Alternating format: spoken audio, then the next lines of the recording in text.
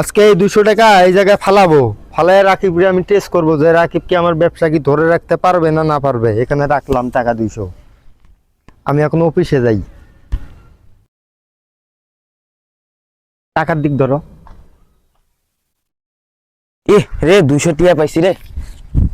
আজকে এটাতে খাওয়া হইব ভালো মতো। ইন্টারভিউ দিয়ে হ্যাঁ তারপর খাওয়া লাগবো। যাই অফিসে যাই, আগে ইন্টারভিউ দিতে।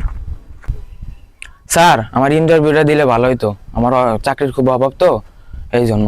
তুমি যে চাকরি করবা, তুমি কি আমার ব্যবসা ধরে রাখতে পারবা? জি ইনশাল্লাহ। কেমনে পারবা? কেন তুমি স্যার? জানো ওখানে আমি 200 টাকা রাখছিলাম, তুমি তো ওই 200 টাকার লোভিতে সামলাইতে পারো নাই। স্যার ভুল হয়ে গেছে স্যার। ওই 200 টাকা আমি রাখছি তোমাকে পরীক্ষা করার জন্য, তুমি এটা জানো? জি না। তোমরা কি মাথায় একটু নিয়ে ঘুরো? মনে করো যে তুমি যে আমার এত বড় ব্যবসা ধরে রাখবা, কিভাবে ধরে রাখবা?